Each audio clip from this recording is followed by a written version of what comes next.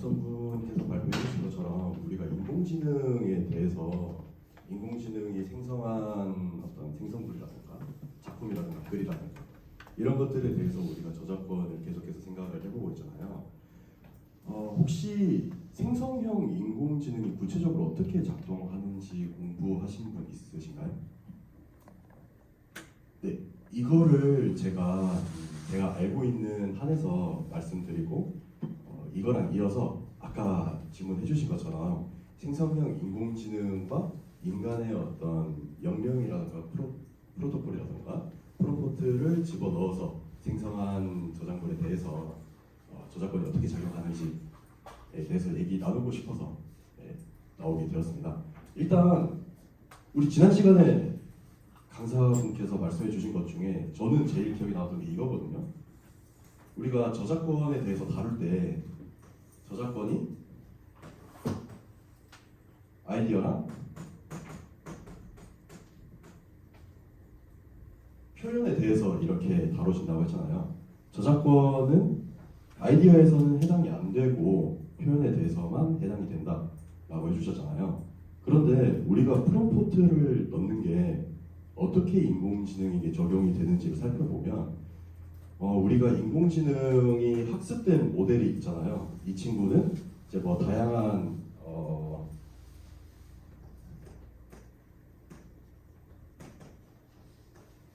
일단 생성형 인공지능들이 제가 생성형 인공지능이 가장 처음 나왔던 게 글을 쓰는 거거든요. 자연어를 사용하는 NPL 제너레이터라고 하는데 NLP 제너레이터라고 하는데 이 친구가 어떻게 작동을 하냐면 많은 글을 얘가 최대한 많이 읽어요. 셰익스피어라든가 해밍웨이라든가 이런 식의 많은 글들을 읽고 이제 제가 얘한테 물어보죠. 한글로 나는 어제 사과를 먹었어 라는 문장을 영어로 번역해줘 라고 하면 얘는 그걸 어떻게 하냐면 일단 제가 넣은 걸 분석을 해요. 나는 어제 사과를 먹었어. 일단 얘네들에 해당하는 어떤 표현을 찾겠죠. 근데 이 글을 많이 읽어보니까 글의 문장 구조에서 주어에 해당하는 부분에 지속적으로 어떤 연결되는 내용 하면은 I라는 걸 많이 사용하는구나. 그러면 나는 I를 뜻하는 거구나. 그리고 어제 이 친구가 이 글을 다 읽어봤을 때 어제라는 표현은 일단 단어 자체는 yesterday라는 걸 사용을 하고 이 yesterday가 어제인지 이틀 전인지 지난달인지 이런 건 얘는 몰라요. 모르는데 일단 여기에다가 yesterday를 넣어볼 수도 있고 last month를 넣어볼 수도 있고 다양한 단어를 넣어서 이제 저한테 던져주는 거죠. 저한테 yesterday도 넣어보고 last month도 넣어보고 last year도 넣어보고 그런데 그렇게 해서 제가 받은 결과 중에 yesterday가 맞아 라고 하면 얘는 그거를 또 데이터베이스에 저장을 하겠죠. 한글로 어제는 영어로 yesterday구나. 그리고 이런 식으로 사과는 애플 이런 식으로 단어를 일단 번역을 다 해요. 근데 이 언어도 그렇고 그림도 그렇고 가장 어려운 게 문법이죠. 단어는 그냥 사전 검색하면 나오니까 이 문법을 얘가 어떻게 맞추냐면 상당히 인간이 문법을 공부하는 거랑 굉장히 다른 방식으로 공부를 해요. 어떻게 하냐면 한글은 나는 어제 사과를 먹었어 라고 하는데 영어는 I ate apple yesterday 이런 식으로 표현을 하잖아요.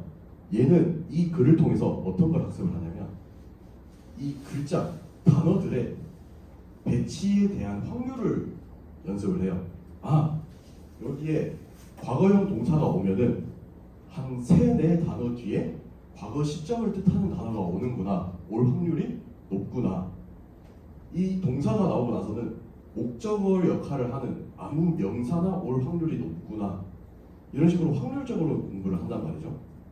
그렇게 해서 얘가 연산을 해서 가능한 이 4가지 단어의 모든 배치를 다 연산을 해본 다음에 이 중에서 이 학습한 글을 기반으로 비교를 해보았을 때 이 문장이 정답일 가능성이 가장 높겠구나 라고 하면서 I ate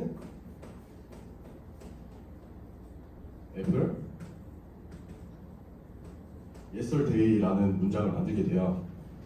이거는 그냥 글을 쓰는 거잖아요. 그림이라든가 영상이랑 무슨 상관이 있죠? 라고도 하실 수 있는데 그거는 얘가 문장이랑 비슷하면서도 다른 게 문장에서는 단어를 일단 선정을 한 다음 그 단어의 배치를 적기 결정을 했잖아요.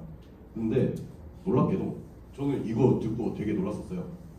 그림을 만들 때는 얘랑 똑같이 해요. 어떻게 똑같이 하냐? 예를 들어서 64x 64 사이즈의 그림을 만든다고 쳤을 때 일단 픽셀이 이렇게 64개가 있겠죠. 세로도 64개가 있을 거고 여기에서 일단 제가 그 사과랑 그릇이랑 테이블이 있는 정물을 그려줘라고 하면 얘는 지금까지 자기가 학습한 정물화라는 데이터를 한번 생각을 해봐요.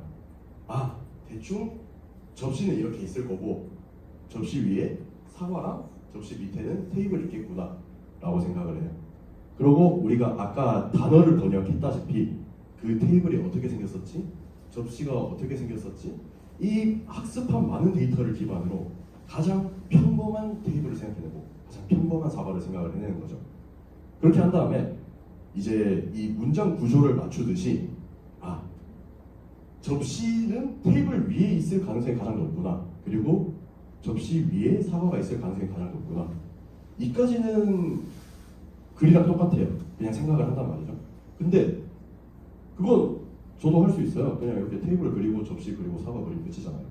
그런데 이제 진짜 문제는 이 사과를 얘가 어떻게 표현을 하느냐, 테이블을 어떻게 표현하느냐. 이 부분이 문제라는 거죠. 그리고 이 부분이 제가 말씀을 드리고 싶은 이 표현에 대해서 저작권이 있냐라는 것에 대해서 말씀을 드리고 싶어요. 표현하는 방법은 되게 많죠. 팝아트 스타일로 표현을 할 수도 있고 아니면 그냥 단순히 사실주의로 할 수도 있고 인상주의로도 그릴 수 있고. 그런데 이 인공지능은 말씀드렸던 것처럼 자기가 지금까지 본 많은 테이블 중에 가장 평범하고 가장 익숙한 걸 보낸다고 했잖아요. 대부분의 인공지능이 사실주의 화풍으로 그려요. 실제로 우리가 도면을 그려줘 라고 하면 보통 그 블루프린트를 생각하잖아요. 설계도 막 이렇게 해서 선쭉 꺼서 이 정도 치수는 얼마고 여기에 공차는 얼마고 이런 것들을 생각하는데 해보셔서 아시겠지만 그리고 저도 해봐서 알지만 그려줘 라고 하면 굉장히 사실주의적으로 명암 엄청 들어가 있고 3D로 화려하게 이렇게 그린단 말이에요. 그 부분이 인간이 할 수 없는 표현인가에 대해서는 저는 얘기를 해볼 필요가 있다고 생각을 해요. 왜냐하면 인간이 할 수 있는 표현이라면은 그걸 할 수 있는 인간은 인공지능에게 저작권을 뺏겼다고 저는 생각하거든요. 왜냐하면 아이디어는 아까 말씀해 주신 것처럼 프롬프트를 넣는 사람의 재량이에요. 그리고 진짜로 저작권이 중요한 이유는 그 아이디어를 어떻게 표현하고 어떻게 전달했느냐가 중요한 건데 결국 이 사과랑 접시랑 테이블이 있는 이 그림을 통해서 제가 보여주고 싶은 건 평화로운 오후의 어느 날이 될 수도 있고 혹은 전쟁 속에서도 일상을 유지하는 한 가족의 모습을 제가 표현을 하고 싶은 걸 수도 있고 이런 것들을 우리가 인공지능을 통해서 그릴 수 있을까요? 저는 이 부분에 대해서 말씀을 나누고 싶어서 이렇게 나오게 되었습니다. 혹시 본인의 생각을 말씀해 주실 수 있는 분이 있으실까요? 인공지능이 이렇게 그림을 그리는 원리는 글을 쓰는 것처럼 우리는 글을 쓸 때 문법을 공부하고 단어의 배치 이만큼 했으니까 이 뒤에는 이 단어가 와야 돼 라고 생각을 하지만 인공지능은 자기가 공부한 걸 바탕으로 확률을 계산을 한다는 거죠. 마찬가지로 그림을 그릴 때도 확률을 기반으로 그림을 그리는데 이게 과연 인공지능 GPT가 표현을 하는 걸까? 그리고 인간은 이걸 보면서 제가 구체적인 심리학 용어는 모르지만 꿈보다 해몽이라고 표현을 할게요. 얘가 가장 스탠다드한 그림을 그려서 내놨을 때 인간이 그 표현을 부여하는 것은 아닐까라는 의문을 던지고 싶습니다. 혹시 본인의 생각을 말씀해 주시거나 질문하실 분 있으신가요?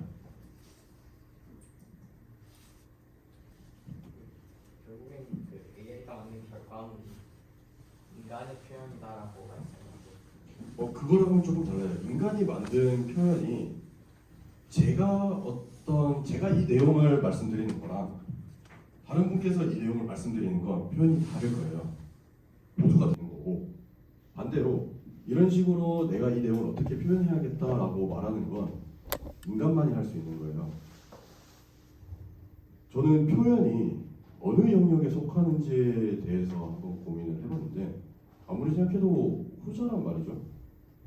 내가 이걸 어떻게 해야 잘 전달할 수 있을까를 고민을 인공지능은 하질 않아요. 확률을 계산할 뿐이죠.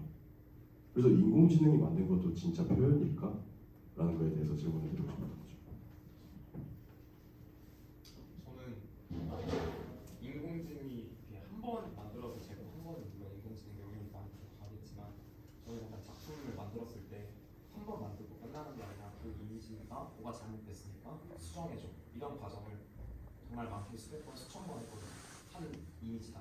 그렇게 되다 보니까 제 어떤 주관이 많이 들어가게 됐고, 제가 원하는 의도나 이런 부분이 잘 적용이 됐다고 생각이 들어서 어떤 이런 수정 과정을 많이 거칠수록 저의 어떤 의도가 많이 들어가기 때문에 결국에 AI의 참여도나 인간의 참여도는 수정 과정의 횟수에 연관이 될 수 있다고 생각이 들어요. 그래서 네, 물론 평균적으로 낸 이런 값들을 바탕으로 만들었지만 작품의 수정 횟수가 더 많이 될수록 인간의 참여도가 높아지기 때문에, 근데 이거 자체는 사실 AI를 그래서 저는 활용하는 것 자체가 비효율적이라고 생각이 들거든요. 제가 원하는 걸 바로 그리면 되는데 굳이 AI를 써서 나오지도 않는 평균값으로 제가 원하는 값을 만드는 과정 자체가 비효율적인 것 같다고 저는 생각이 들어요. 지금 말씀해 주신 것과 마찬가지로 우리가 인공지능에 대해서 인공지능이 만든 거에 대해 저작권을 논의를 계속 하고 있는 이유가 결국 결과적으로 나온 결과물은 같은 인공지능 모델을 다른 사람이 다양하면 다른 결과물이 나온다는 거예요. 하지만 그 결과만 두고 봤을 때는 이 표현의 차이가 존재하겠죠, 사용하는 사람마다. 근데 그 과정에 대해서는 표현의 차이가 없다라고도 볼 수 있기 때문에 굉장히 애매한 문제인 것 같습니다.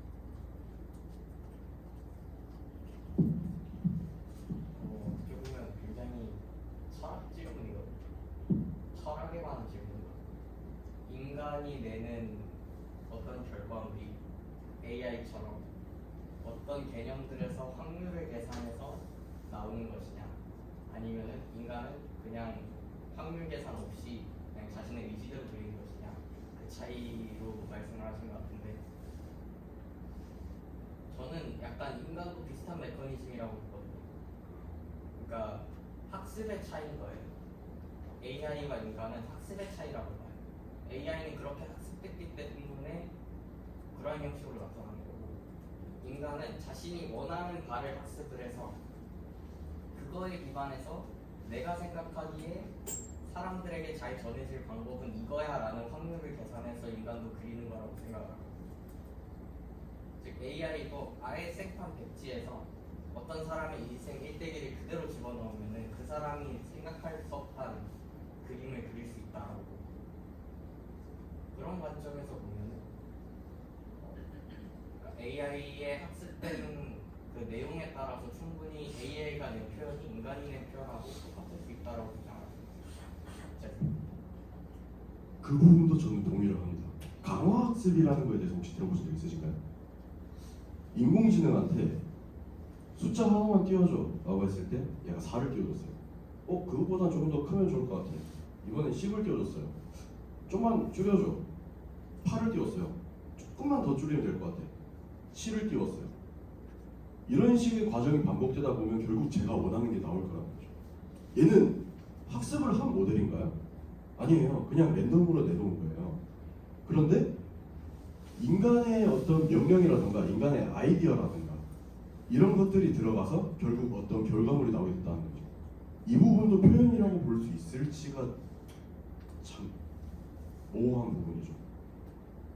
그리고 말씀해 주신 것처럼 우리가 흔히 생각하는 거장이라고 하죠. 뭉크라든가 피카소라든가 기술적으로는 에디슨, 테슬라 이런 사람들이 있을 텐데 그런 역할을 인공지능도 할 수 있다고 생각을 하는 사람들도 많아요. 저도 동의를 하고 인공지능은 기존에 있는 걸 학습해서 나온 결과뿐만 아니라 그 랜덤성 때문에 인간이 절대로 할 수 없는 혹은 쉽게 생각할 수 없는 세상에 없던 걸 만들어내기도 한다는 거죠. 이 부분은 그러면 그걸 유도한 사람의 것일까요?